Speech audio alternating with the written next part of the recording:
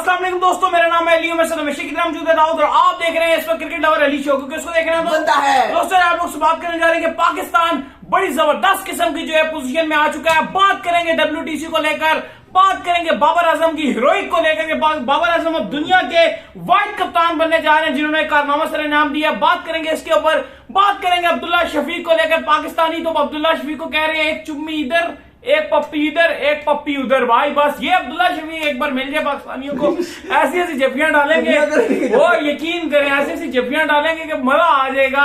सिर्फ अब्दुल्ला शफीक मिलना चाहिए। तो बात करेंगे सारी वीडियो में। तो अगर आप हमारे चैनल पर नए और पहली दफा आए, चैनल को आदमी सब्सक्राइब करो, साथ के बेल आइकन को ना भूलिएगा। बात का खास करते हैं नंबर खबर के साथ, जो हमारे पास आ रही है इस वक्त, जो नंबर 1 खबर आ रही है वो भाईजान ये निकलकर सामने आ रही है कि बाबर आजम ने हिस्ट्री क्रिएट कर दी है।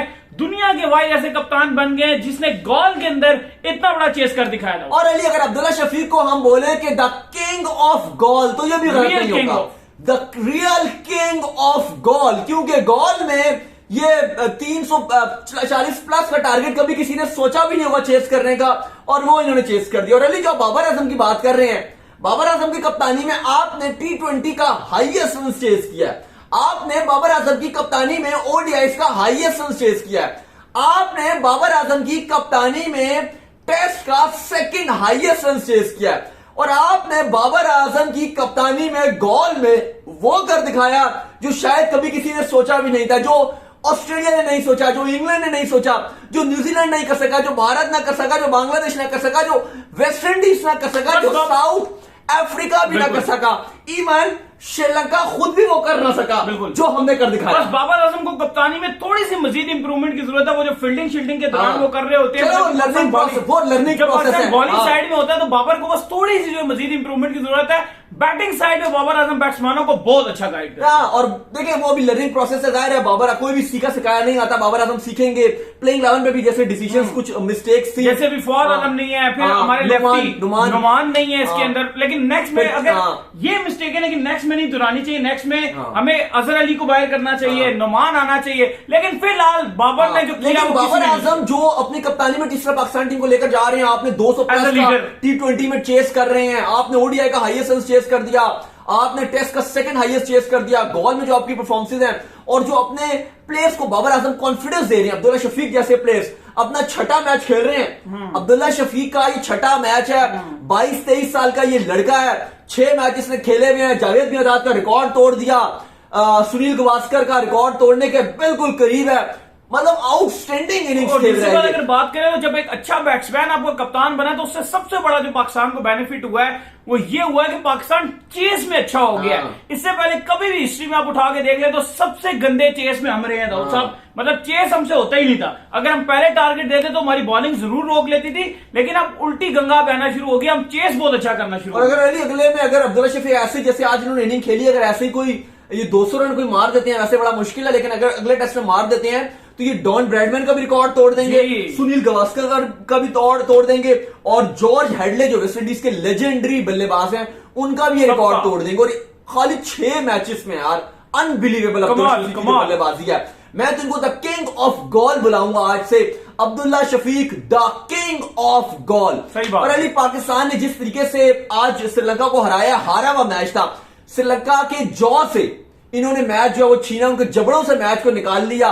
ICC रैंकिंग में भी पाकिस्तान अगर अगला टेस्ट मैच जीता है तो पाकिस्तान ICC की रैंकिंग में ऑस्ट्रेलिया और न्यूजीलैंड को पीछे छोड़ देगा, टॉप पे आ जाएगा। टॉप पे ऑस्ट्रेलिया और न्यूजीलैंड को नंबर 1 पे तो करने आएगा, लेकिन ऑस्ट्रेलिया ऑस्ट्रेलिया माफ कीजिएगा, मैंने बोला इंग्लैंड और न्यूजीलैंड, इंग्लैंड और न्यूजीलैंड को ये पीछे छोड़ देगा। अगर आप देखेंगे तो अभी ऑस्ट्रेलिया और इंडिया रैंकिंग में जो है वो नंबर 1 और नंबर 2 पे है। नहीं, इंडिया तो नहीं है, ICC की टेस्ट रैंकिंग की बात नहीं कर रहा। अभी आपकी रैंकिंग 6 पर है, आप काफी थोड़ा नीचे चले गए थे। लेकिन अगर आज आप आज का टेस्ट जीते हो और अगर आप अगला भी टेस्ट जीते हो तो आप न्यूजीलैंड और इंग्लैंड को इजीली पीछे छोड़ दोगे और आप 4th पर आ जाओगे। थोड़ी सी लिए बात करते हैं WTC में पाकिस्तान किधर है। सबसे अहम जो इस वीडियो का मुद्दा है वो है WTC।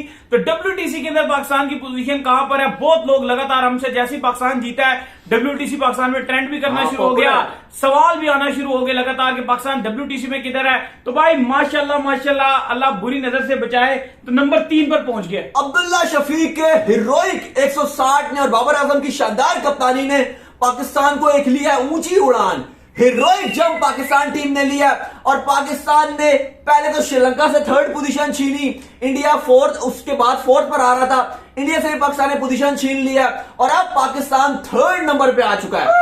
अब पाकिस्तान से खाली दो ही टीमें ऊपर है, एक है जनूबी अफ्रीका और एक है ऑस्ट्रेलिया।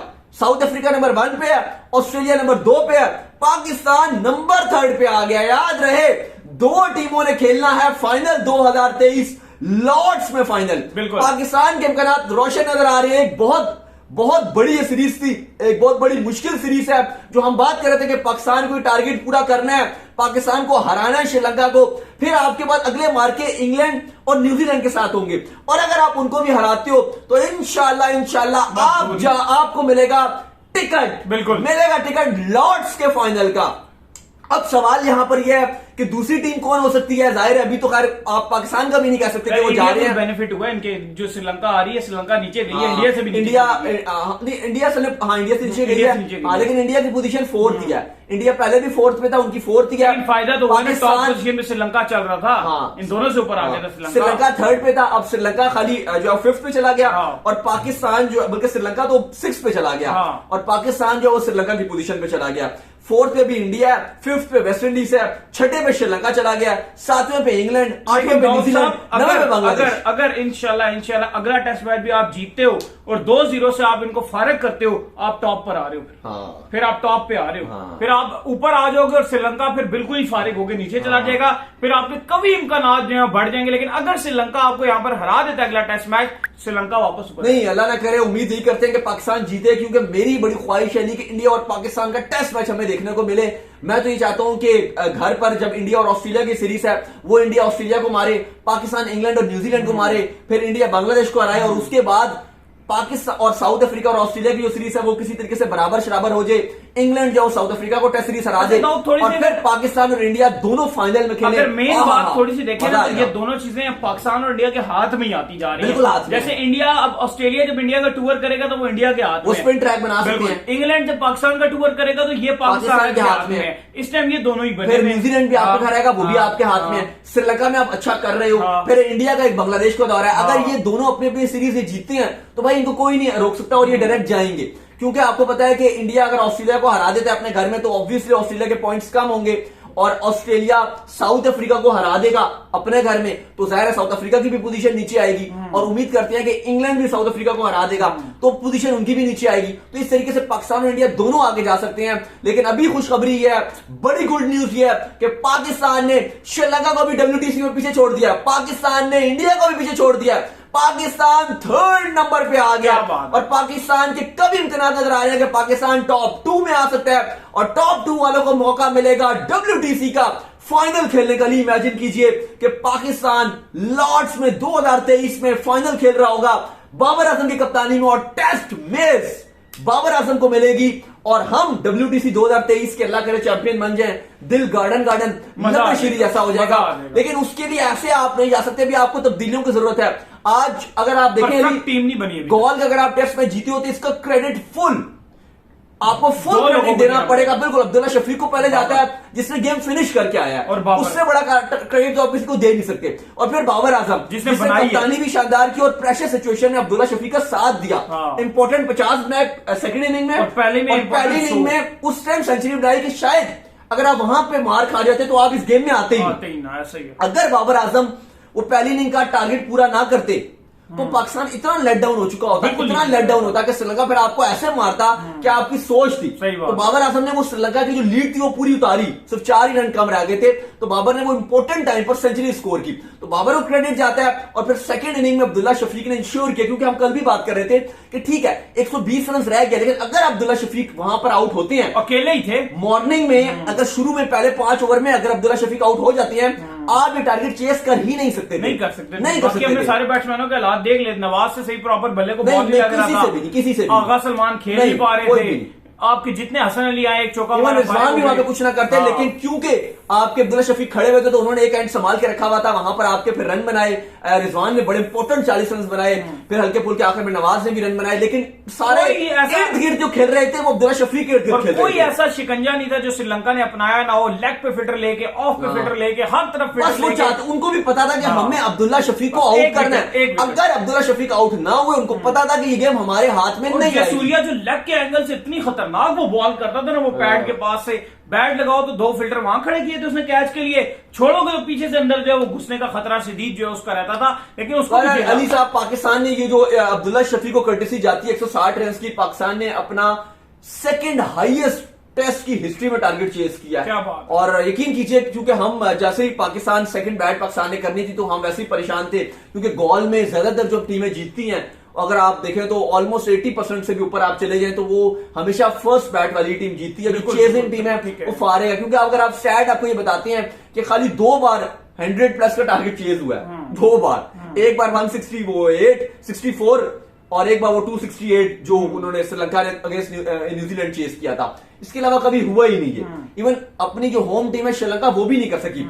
तो बड़ा मुश्किल होता है जब आपके पीछे पास रिकॉर्ड ऐसा, और इसलिए पास रिकॉर्ड ऐसा है क्योंकि 5वें दिन और इवन 4th डे भी जो गॉल का विकेट है वो इतना टर्न करना शुरू हो जाता है, इतना टर्न करना शुरू हो जाता है, इसलिए नहीं जीत पा रही। ये कोई ऐसी मिथ नहीं है कि एमी बस वो कोई एमी हवा मशहूर है बात कि वो नहीं जीत रही तो बस हवा बना रहा है, ऐसी बात नहीं है। वजह यह है कि स्पिन बहुत होता है आखिरी 2 दिनों में, और 5वें दिन तो अनप्लेबल हो जाती है स्पिन को खेलना, लेकिन उसके बावजूद पाकिस्तान ने हिस्ट्री तोड़ दी।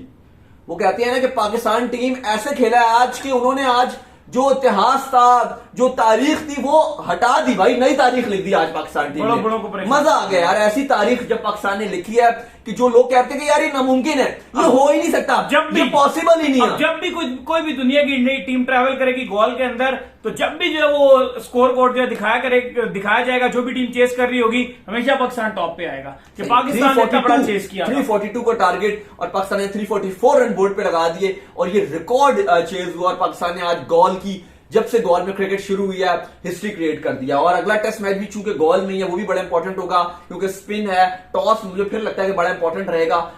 ठीक है, हर रोज ऐसा नहीं होता कि आप इस तरह के टारगेट चेस कर लें, ये कभी कभी होता है। अगर आप देखें तो कोई कंट्री नहीं कर सका, Australia, England, south Africa, India, Bangladesh, West Indies, south Africa, कोई भी ये कारनामा अंजाम नहीं दे सका गॉल में। पाकिस्तान ने करके दिखा दिया। इवन इससे पहले पाकिस्तान भी बहुत बार गया है, हम भी नहीं कर सके।